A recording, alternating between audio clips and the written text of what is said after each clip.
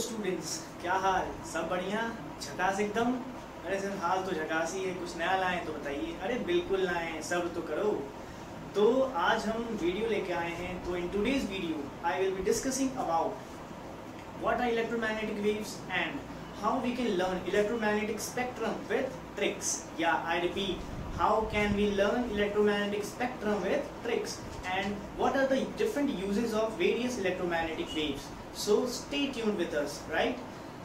And let's start the video without any delay. So my name is Saurabh Jha and this is your beautiful सा channel Study Mantra. तो बात करते हैं। सबसे पहले heading पड़ी हुई है इलेक्ट्रोमैग्नेटिक वेव्स की। तो क्या होता है इलेक्ट्रोमैग्नेटिक वेव? इलेक्ट्रोमैग्नेटिक वेव जो होता है एक तरीके का ट्रांसवर्स वेव होता है।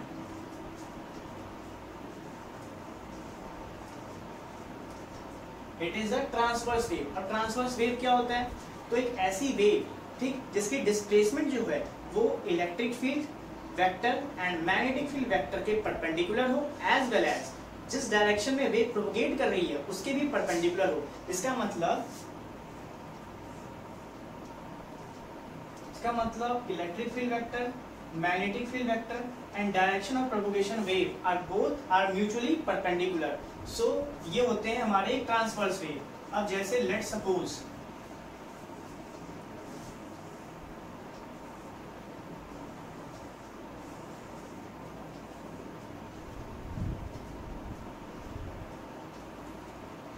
अब क्या प्रॉपर्टीज है ट्रांसवर्स वेव की, ठीक है? तो जो मैक्सिमम अपवर्ड डिस्प्लेसमेंट होता है, मैक्सिमम अपवर्ड डिस्प्लेसमेंट, इसको हम कहते हैं क्रेस्ट, ठीक है? ये हुआ C, दैट इज क्रेस्ट। अब एक होता है maximum downward displacement, that is known as trough, ठीक?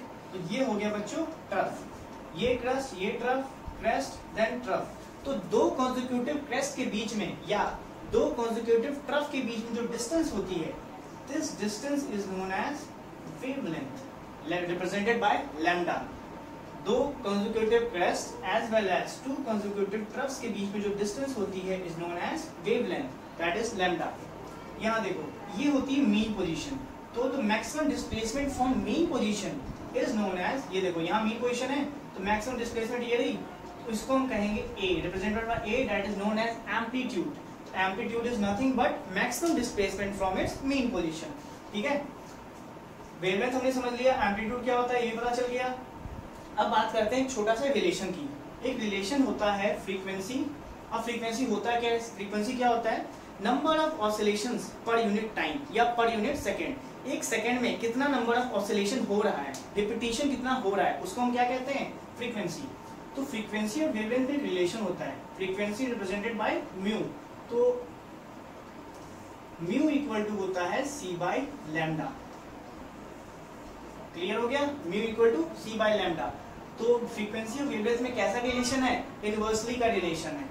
एक एनर्जी के टर्म्स में रिलेशन होता है, that is E equal to hc by lambda. E equal to hc by lambda.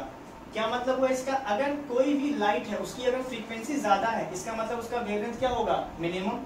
अगर उसका वेवलेंथ मिनिमम है यानी उसका एनर्जी क्या होगा? मैक्सिमम। क्लियर? ठीक है? और क्या प्रॉपर्टीज होगी ट्रांसवर्स वेव, इलेक्ट्रोमैग्नेटिक वेव की? Electromagnetic wave it do not need medium. जैसे कि साउंड होता है, ठीक है, हमें पता है कि sound needs a medium to travel, ठीक है? तो वैसे साउंड जो है एक लॉन्गिट्यूडनल वेव है, but electromagnetic wave do not need any medium to travel. Example क्या हो जाएगा इलेक्ट्रोमैग्नेटिक वेव का? एग्जांपल हो जाएगा लाइट। लाइट जो है एक इलेक्ट्रोमैग्नेटिक वेव है जो कि ट्रांसवर्स इन नेचर है, ठीक है? It do not need any medium to travel, ठीक है? और जितनी भी इलेक्ट्रोमैग्नेटिक वेव्स हैं अपने पास, जितनी भी स्पेक्ट्रम इलेक्ट्रोमैग्नेटिक वेव्स हैं अपने पास, वो सारी की सारी वैक्यूम में ट्रैवल करती हैं विद द सेम स्पीड। कोई स्पीड में कोई डिफरेंस नहीं होता है, सेम स्पीड में ट्रैवल करती हैं and that speed is speed of light. Speed of light के रिस्पेक्ट में उसी के स्पीड से ट्रैवल करती है सारी की सारी इलेक्ट्रोमैग्नेटिक वेव्स। क्लियर? ठीक है, तो अब बढ़ते हैं जल्दी से, जो हमने बात की थी वीडियो की स्टार्टिंग में, ट्रिक्स की, कैसे हम याद रखेंगे various electromagnetic waves with tricks.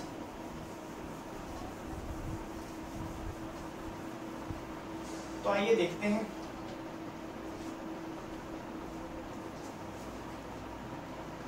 देखो, सबसे पहले लिखेंगे, पहले मैं सारी वेव्स लिख देता हूं, फिर मैं ट्रिक्स बताऊंगा आपको। सबसे पहले आएगा रेडियो वेव, फिर आएगा माइक्रोवेव, फिर आएगा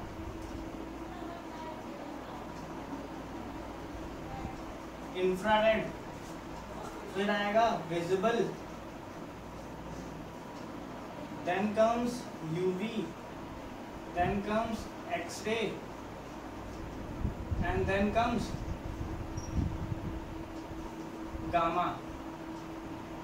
ठीक है, X-ray and at last gamma ray। ठीक, अब देखते हैं इसकी ट्रिक हम कैसे याद करेंगे। इसकी ट्रिक है बच्चों,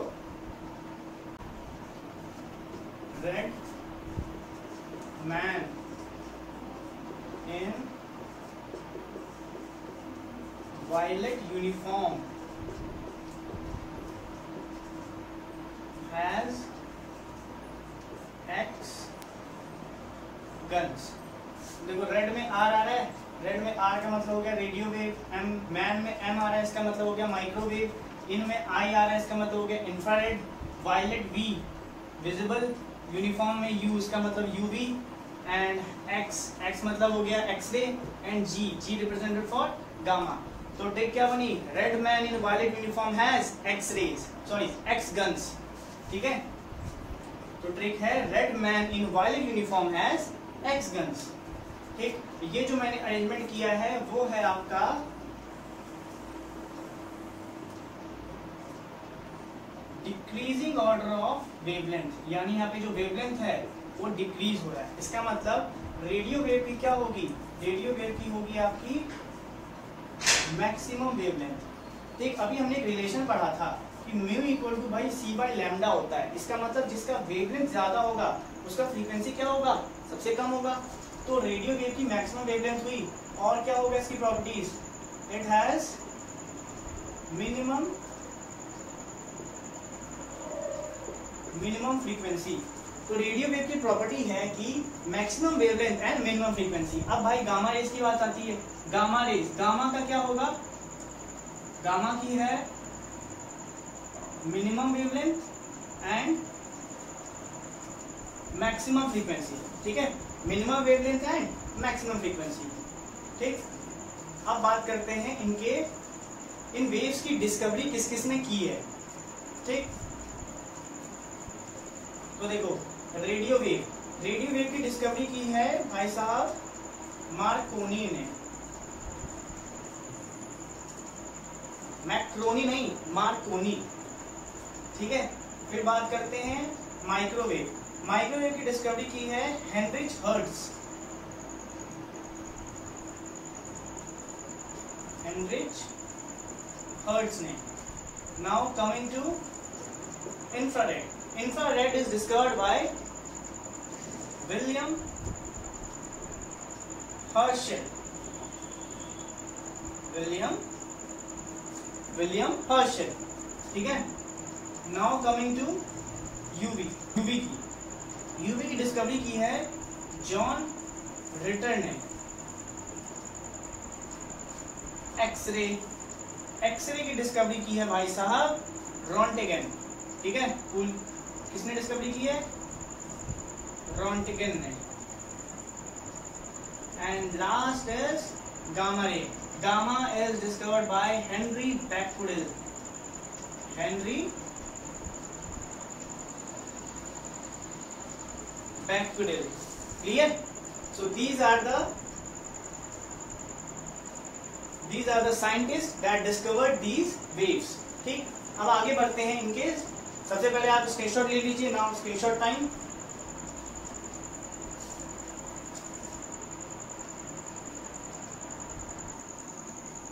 अब बात करते हैं अपन यूजेस की। ठीक है, uses of various electromagnetic waves. Number 1 है, जैसे हमने याद किया था वैसे ही हम यूजेस की भी बात करेंगे। सबसे पहले बात करते हैं रेडियो वेव्स की।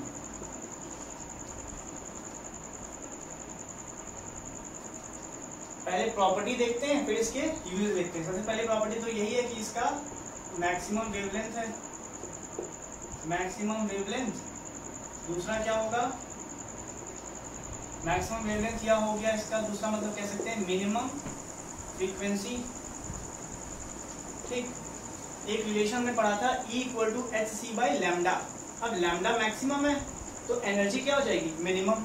यानी इसका एक और क्या निकला, मिनिमम एनर्जी। ठीक है, maximum wavelength, minimum frequency and minimum energy, right. अब आते हैं इसके यूजेस पे। तो it is used for communication purpose, communication in television as well as radio. Communication purpose के लिए यूज किया जाता है इन टीवी एंड रेडियो। ठीक है, और ये वेव अगर ह्यूमन बॉडी एब्जॉर्ब करती है, if absorb by human body,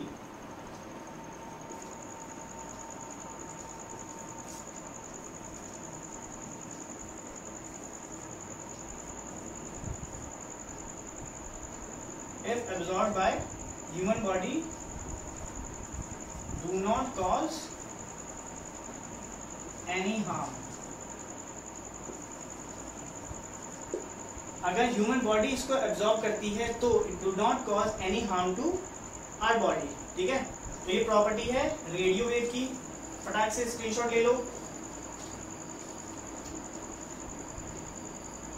now coming to next, that is microwave। Microwave की क्या यूज है, it is used in cooking food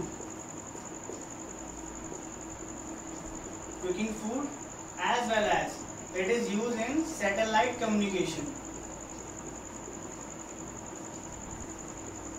satellite communication and cooking food में यूज होता है। अब कुकिंग फूड में कैसे यूज होता होगा, तो देखो माइक्रोवेव की जो फ्रीक्वेंसी होती है, ठीक है, हाई फ्रीक्वेंसी माइक्रोवेव जो होते हैं वो फूड के जो मॉलिक्यूल्स होते हैं वो क्या करते हैं, फ्रीक्वेंसी को अब्सॉर्ब करते हैं। अब फ्रीक्वेंसी, हाई फ्रीक्वेंसी को अब्सॉर्ब करने से क्या होगा, देखो हाई फ्रीक्वेंसी का मतलब हो गया हाई एनर्जी।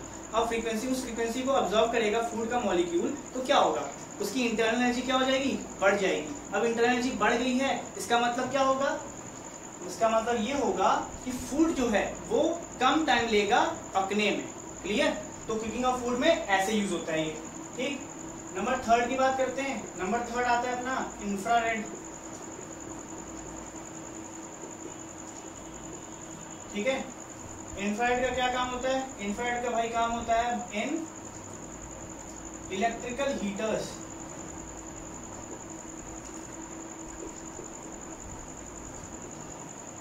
इलेक्ट्रिकल हीटर्स में यूज होता है। ठीक है, number 2 in cooking, in cookers for cooking food, cooker में यूज होता है। इन कुकर्स फॉर किस पर्पस के लिए, कुकिंग फूड। ठीक है, 3rd है इन इंफ्रारेड कैमरास।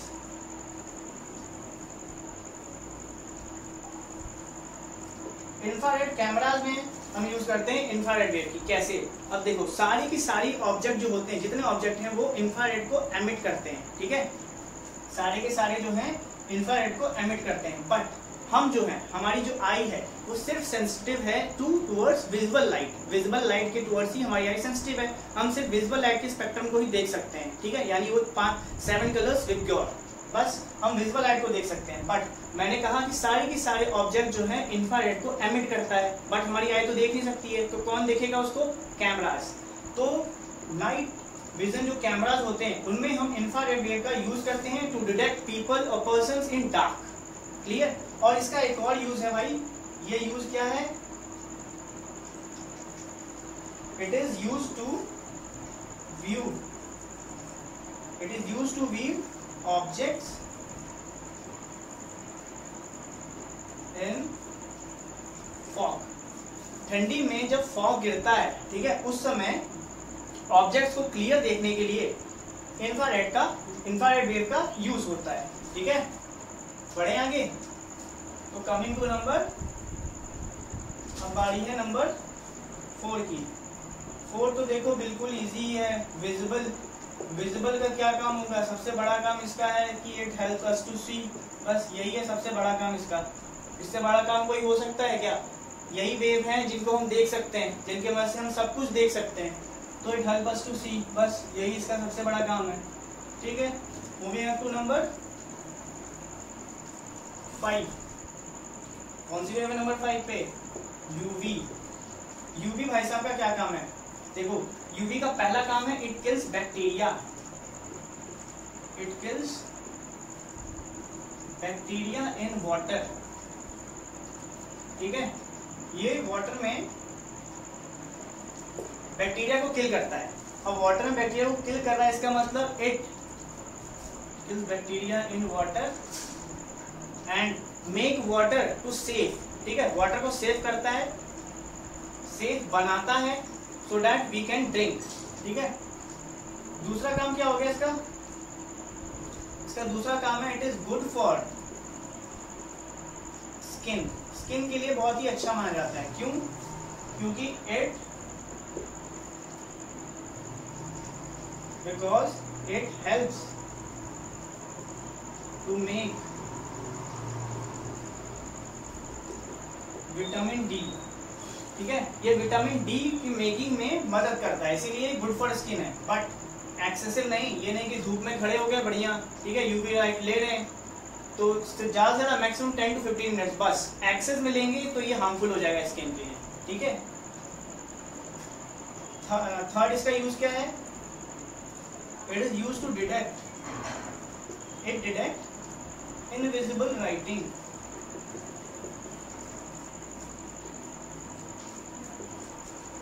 ठीक है, इनविजिबल राइटिंग्स को डिटेक्ट करने में ये हेल्प करता है। And last, it is use to preserve food. ठीक, ये प्रॉपर्टीज हैं, ये यूजेस हैं यूवी लाइट के। ठीक है, moving up to number 6। Number 6 is x-ray. X ray की क्या प्रॉपर्टीज है?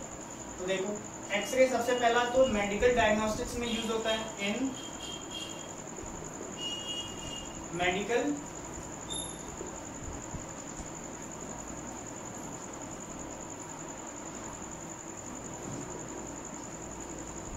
डायग्नोस्टिक्स में यूज होता है इसका। ठीक है, क्या क्या काम करता है? To detect fracture in bones. ठीक, एक्सरे हमने करवाया ही होगा और देखा भी होगा। ठीक है, बोन में जो फ्रैक्चर होता है उसको डिटेक्ट करने के लिए कौन से वेव का इस्तेमाल करते हैं, कौन से रे का इस्तेमाल करते हैं? We use x-ray. ठीक है, नेक्स्ट क्या आता है? नेक्स्ट प्रॉपर्टी है ये डिटेक्ट करता है प्रेजेंस ऑफ स्टोन्स इन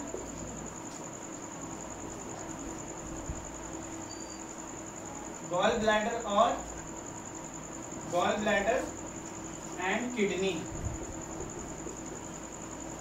ठीक है, स्टोन के प्रेजेंस को डिटेक्ट करता है in gall bladder and as well as in kidney. ठीक, नेक्स्ट है यूज्ड इन इंजीनियरिंग पर्पस।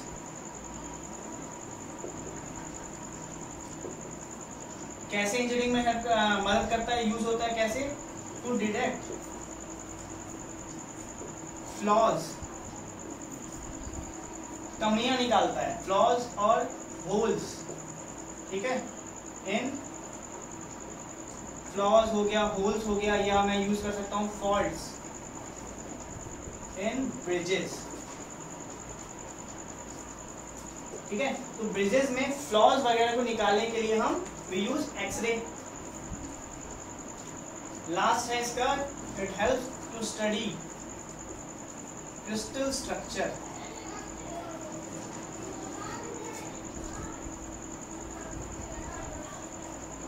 ठीक, तो ये यूजेस है अपने एक्सरे के। ठीक, बढ़े आगे, moving up to number 7, that is last is gamma rays. Gamma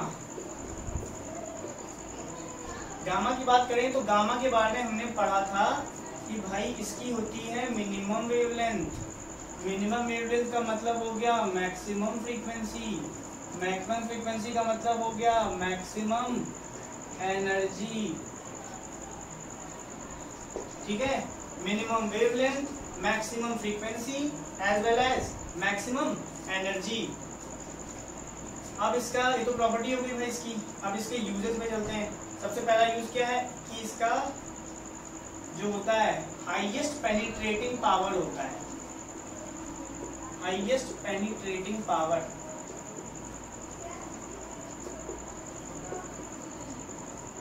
now question arises, what is penetrating power? Penetrating power क्या होता है, किसी भी रेस की कैसे डिफाइन करते हैं कि वो किसी भी मटेरियल, थिक से थिक मटेरियल में कितने अंदर तक वो पेनिट्रेट कर सकता है, ठीक है, पास हो सकता है। तो गामा रेस की सबसे हाईएस्ट पेनिट्रेटिंग पावर होती है। ठीक, क्यों हाईएस्ट पावर होती है? क्योंकि इसकी सबसे ज्यादा एनर्जी होती है। Now number 2,